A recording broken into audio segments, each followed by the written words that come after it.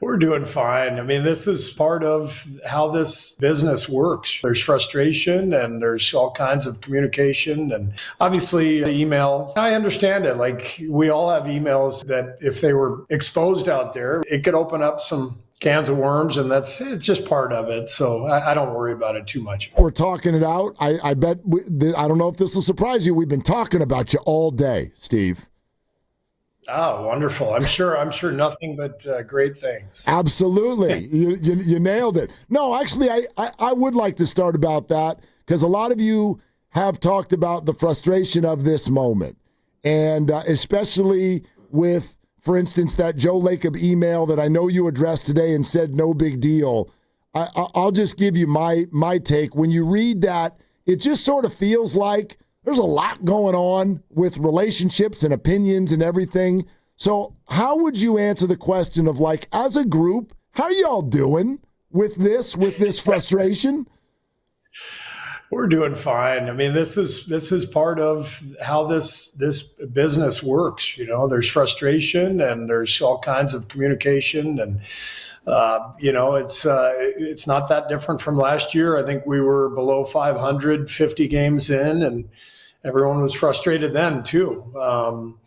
So you have to be able to navigate the ups and the downs, and you only do that with stability in the organization and alignment. And we've had that for a long time. And obviously, the email that Joe sent was you don't really want stuff posted, like private emails posted. So I understand it. Like we all have emails that if they were exposed out there, it could open up some cans of worms, and it's just part of it. So I don't worry about it too much. Can we ask you to maybe put a little bit more definition though on the frustration? Like, what if I asked you what specifically are you frustrated about? How would you answer that? Well, I personally am frustrated that we're losing all these close games, and games that I felt like we should win, and obviously I'm the coach, and so I've got to do a better job of helping our guys close these games out. But we're 5-9 in clutch games this year. I feel like we could very easily be 9-5, and if we were, then everybody would be fine, but we're not. And so when you lose close games and you're not clicking, then there's going to be frustration. It's professional sports. There's a lot at stake and a lot of passion around all of this stuff. So this is the job right here, what we're dealing with. Does part of your personal frustration stem from not being able to really find a starting five or a core 10 or 11 players who can really play consistently and guys you can bank on night to night? Yeah, some of that has been unavoidable, just with the absences, guys in and out of the rotation. Some of it I like to reward players who are playing well. So, Pat Spencer gives us a couple of great games. I'm going to start him. This is how I operate. But when you add it all up this season with the injuries, with the absences, with guys, some guys playing better than others. I've been juggling the roster, the starting lineup night in and night out. And I think we do have to try to gain some continuity and some consistency here. So hopefully, I'm going to start the same way I did in Portland. I'll start Moses and Quinten Post and in Phoenix, and hopefully we can establish that as our starting lineup going forward. But you always have to adapt to whatever's happening during the season. Steve Kerr with us as he is every week on Willard and Tibbs 95.7 The Game.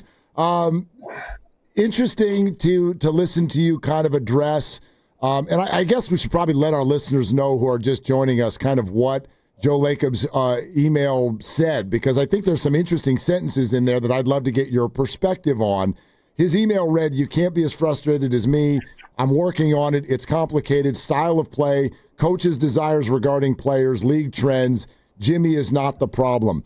When he says style of play and league trends, I'd love your perspective on those two things. The main criticism, which is you guys are too small. Like, is the style of play that you've been employing for a number of years, has something happened around the league that has passed that by, in your opinion? No.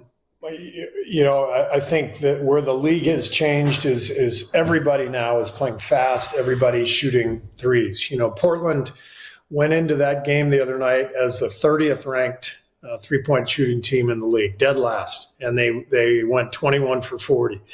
This is how the game is played now. It's played fast. Everyone shoots, and every night you're vulnerable to a hot shooting night.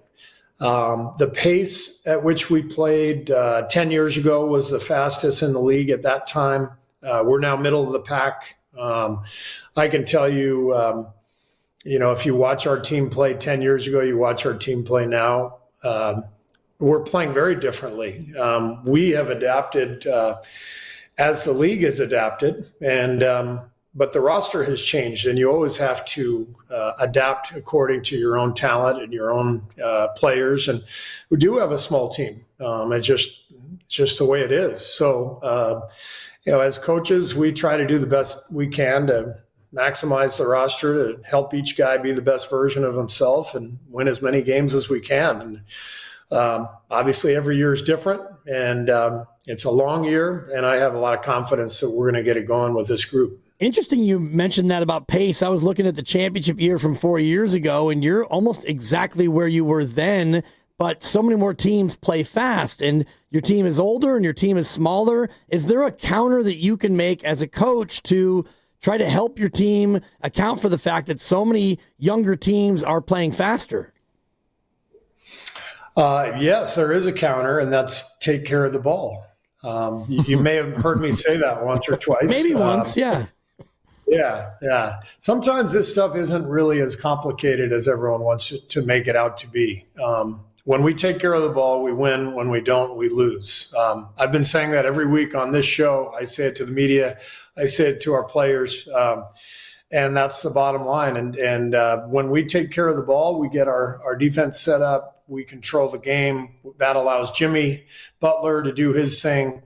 And that's what this is going to come down to. If we can consistently take care of the ball, I think we're going to be a really good team. We saw it a year ago. After we got Jimmy, we went 23-8. We were in the top 5 in offense and defense.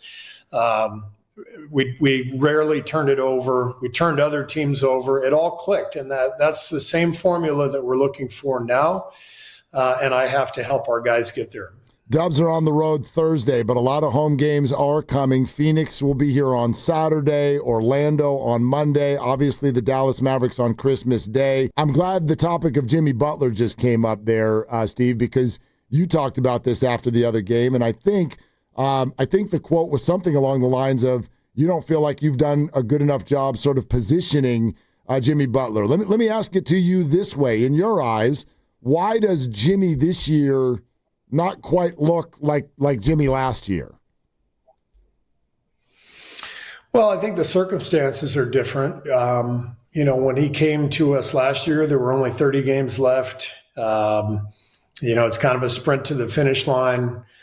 It's a completely different deal when you go through the 82 games for the players, for the coaches, for the team. 82 is a long haul, and we're in the midst of that long haul right now. We're trying to find our team. We're obviously mixing up lineups. We've had a lot of different groupings, and so our team hasn't found that groove yet. But I have no doubt that we will find it. I've got to do a better job of making sure Jimmy touches the ball. Every time he gets the ball, we have a good possession. But there were some possessions the last couple games where he never touched the ball, and that's on me and that's on our team to figure that out together.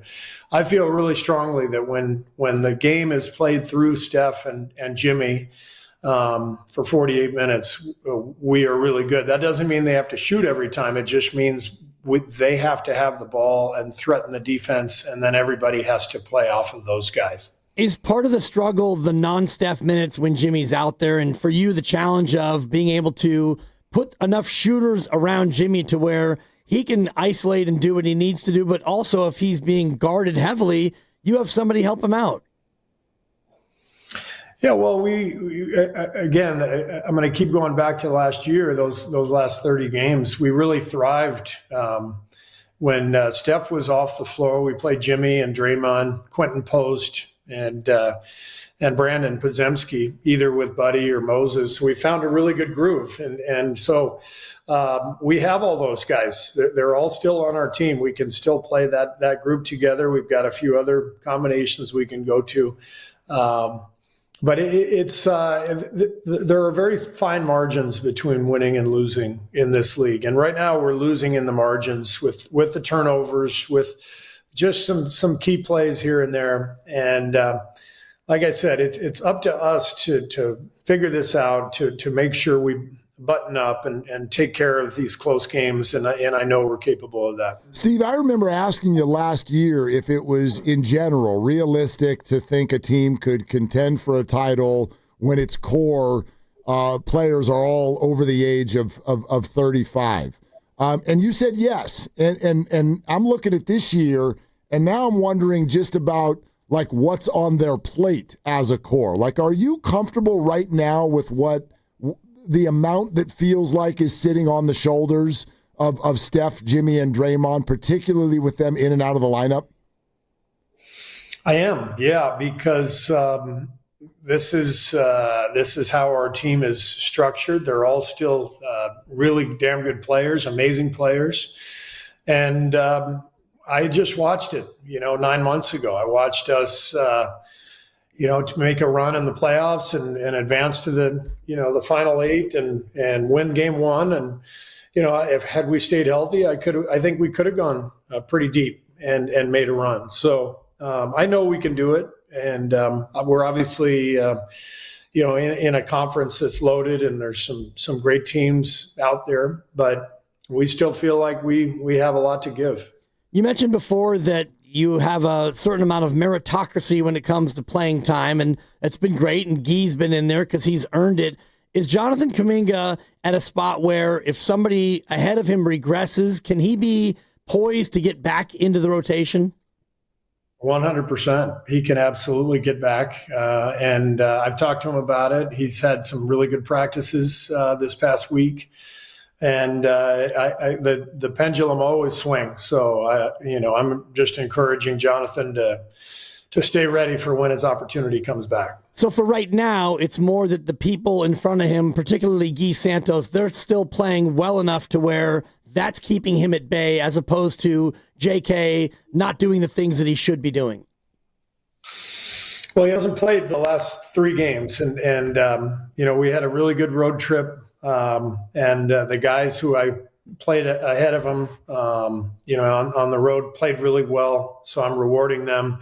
But we've lost the last 2 games. So, when you find something in this league, you really do need to stick with it because it's fragile. Everything is very delicate in this league.